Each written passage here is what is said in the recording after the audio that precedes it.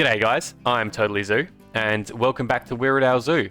So for today's episode, we're continuing from last week where we started the Aussie Icons section of the zoo, and to begin with, we're going to be building the actual entrance to that area. So these entrances are never particularly complicated, just a basic sign, but I wasn't quite sure what the habitat for today's episode would look like last time, so I deliberately didn't do the entrance sign. And now that I know the exact extent of the habitat itself, we can actually build the sign. So like we did for the Wild North America section, where we built a sign that was meant to be resembling a sign that you'd see on an American highway, for this one we're trying to capture some Australian motifs. So some really basic rusted corrugated iron and some of the wood there as well. So the Indonesian mossy stone column base is a really nice small concrete option that we can put as the base for this to sit on. And I played around with a few options for an animal to put on the sign, and it just seems to me that this rusted kangaroo sign works really perfectly for that theme. Now that we've got that sign, we can actually start on the habitat itself. So for this one, it's going to be quite complicated. We're going to be building 3 habitats in one. So for this, I'm going to be laying out the exact dimensions that I want it to be. And basically, as we build the habitat and the fences and everything, we'll be deleting these guidelines as we go. So as you no doubt would have seen in the title, this habitat is built for cassowaries. So we've got a bit of a backstory to this one, because if you look at the cassowary care manual, you'll see that they should be solitary for most of the year. They can be brought together, male and female, to breed if needed.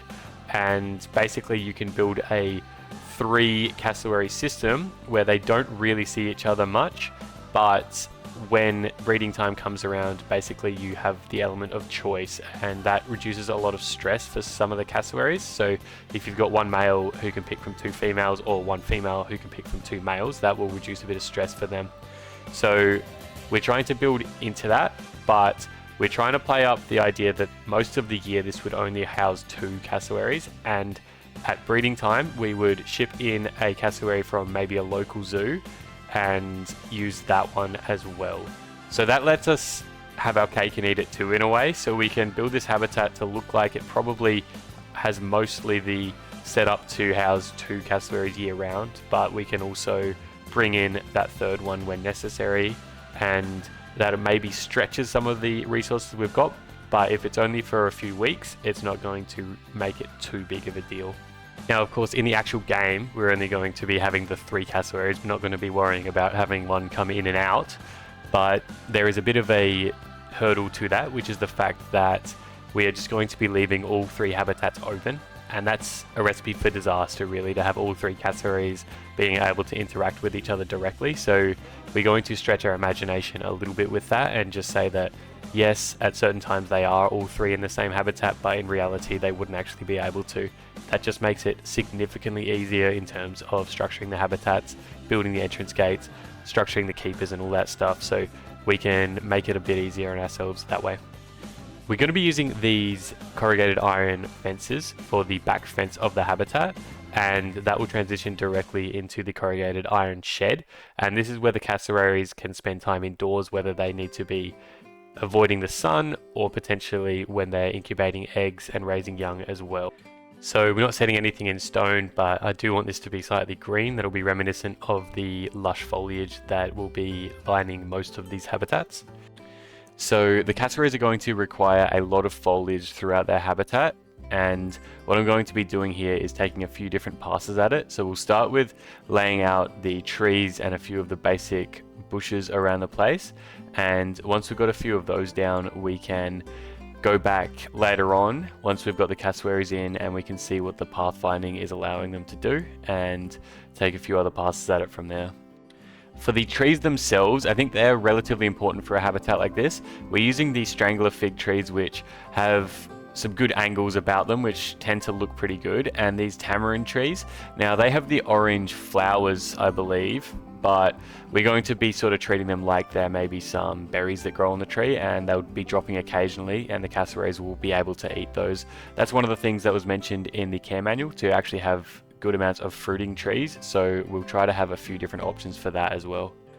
So to do that, we want to have some nice tropical appearing foliage, and I don't know about these specific plants that we're using, but I know there are ones that look very similar to it that I've seen in climate very similar to what Wirradale would have. So we're going to be using those, so a mix of different foliage options.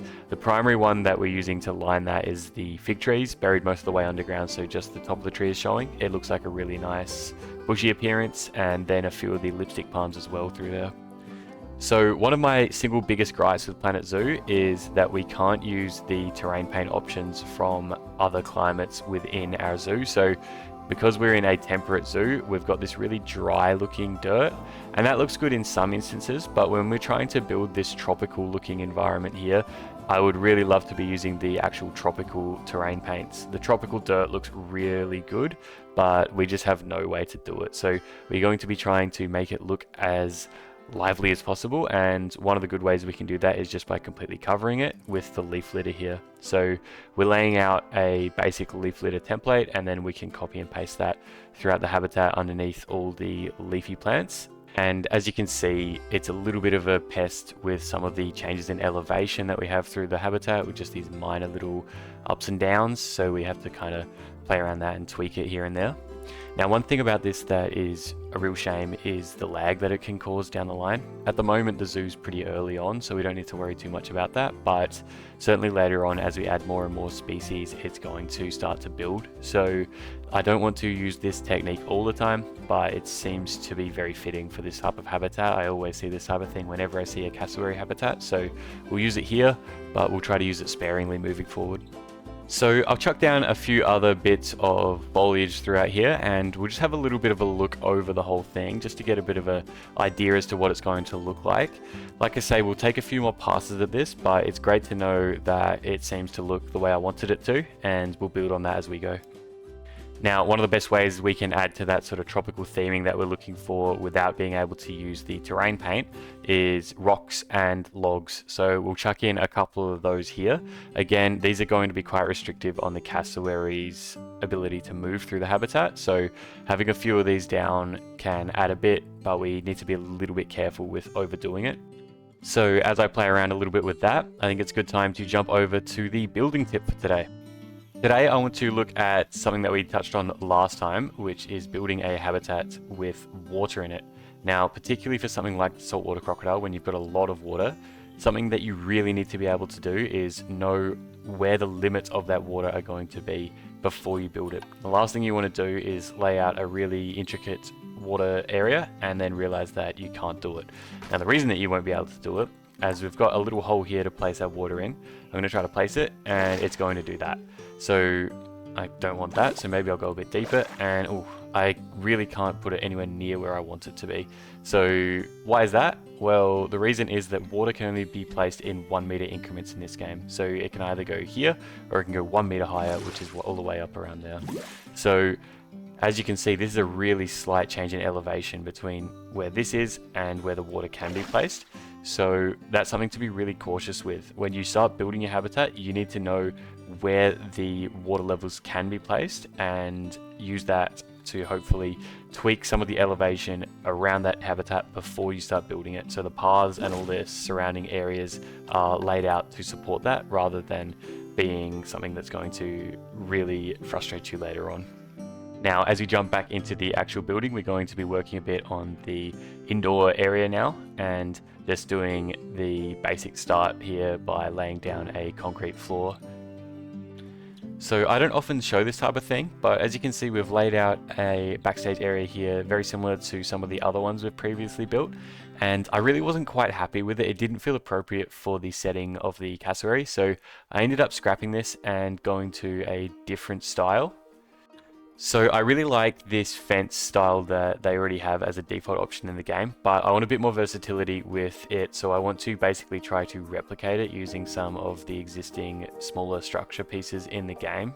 One of the big reasons we need to do this is because I need one of my fence gates to actually be open, because the keepers are going to enter the habitat, and for them to be able to do that, we need to have an access point. So we can either hide a gate inside a wall somewhere, which I've done with the panda habitat, or we can decide to just say it'll be a little bit silly looking, but we can leave one of the gates permanently open and allow the keepers in, like we've done with the pangolins. I know I talk about realism a lot, but sometimes you have to make that sacrifice if you want it to be functional, so we have to try to find the right balance with that. So I had this interesting idea for the backstage area for these guys. What we're going to be doing is having a couple of connecting areas between the backstage habitat, and this will be open basically when there's one cassowary that has access to 2 sections of the habitat. Like we talked about, there will be 2 cassowaries in here most of the year, and at any given time one of those cassowaries will have access to 2 habitat areas. So to achieve that, we're having these connecting portals between them. This also just adds a little bit more separation between the cassowaries when there are 3 of them in the habitat. So we can use that, and I also think this would be a nice area potentially to have them set up a nest if and when they have eggs, so we could have that go there as well.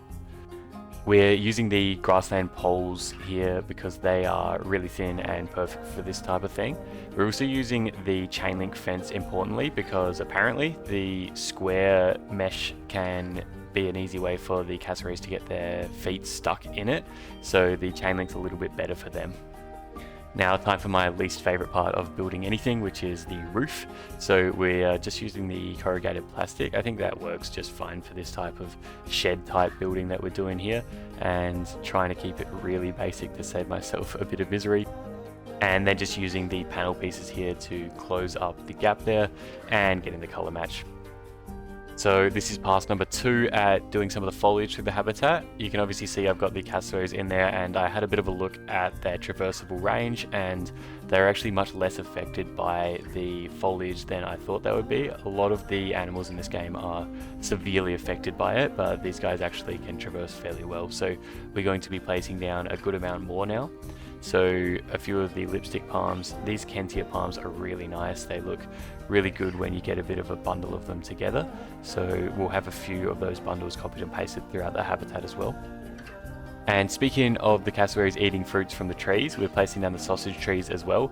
I don't really have any idea what the fruit is that these guys grow, but it seems like it's got some kind of fruiting body on it, so that's great. Hopefully that drops and the cassowaries would like it. Again, we don't really need this to be an actual sausage tree, we're just thinking that it's some kind of fruiting tree that the cassowaries would benefit from.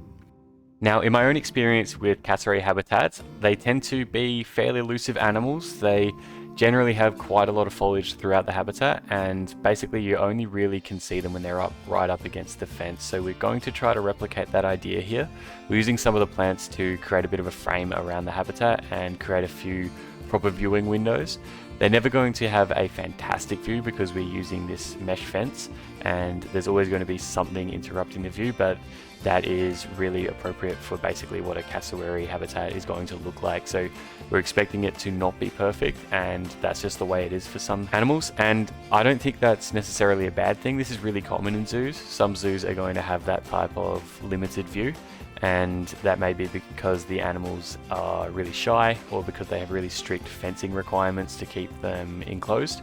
But regardless, we're going to be using this type of fence, and I think it's actually really nice when the cassowary actually approaches the fence and we can use the herb scent markers to lure them over there.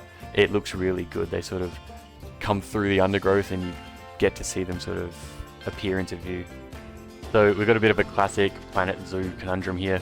The cassowaries can freely pathfind through any of the doors except for the one where I created the open gate.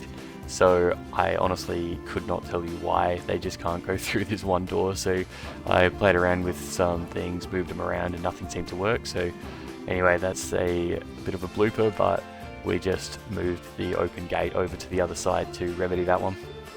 Once they can actually get into the habitat properly, we can now place down some of the enrichment items for these guys. One of the best ones that we can do here is the forage box, and that's going to have these guys actually foraging in amongst the leaves that we've placed down, which is really nice. It sort of makes it seem like there might be some actual seeds or nuts or anything that's falling from the tree, and they're foraging about inside of it, which is great.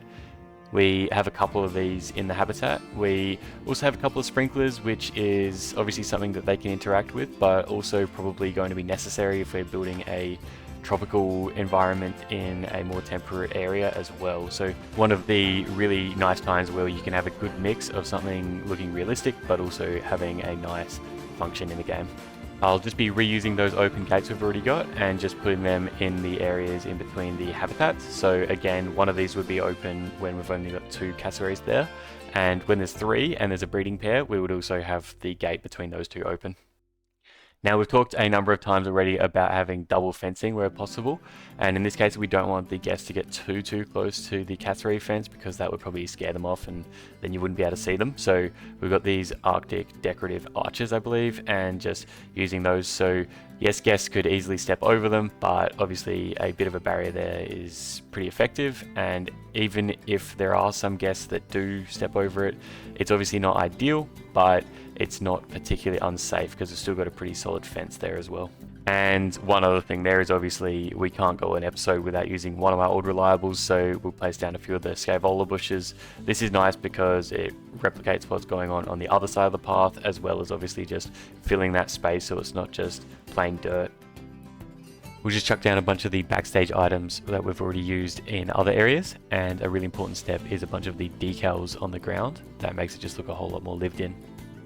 We'll bring in the education boards for the cassowaries, and with that we're just about done with the habitat. So if you do enjoy these videos, I make them weekly, so consider subscribing. And either way, thank you very much for watching and have a good one.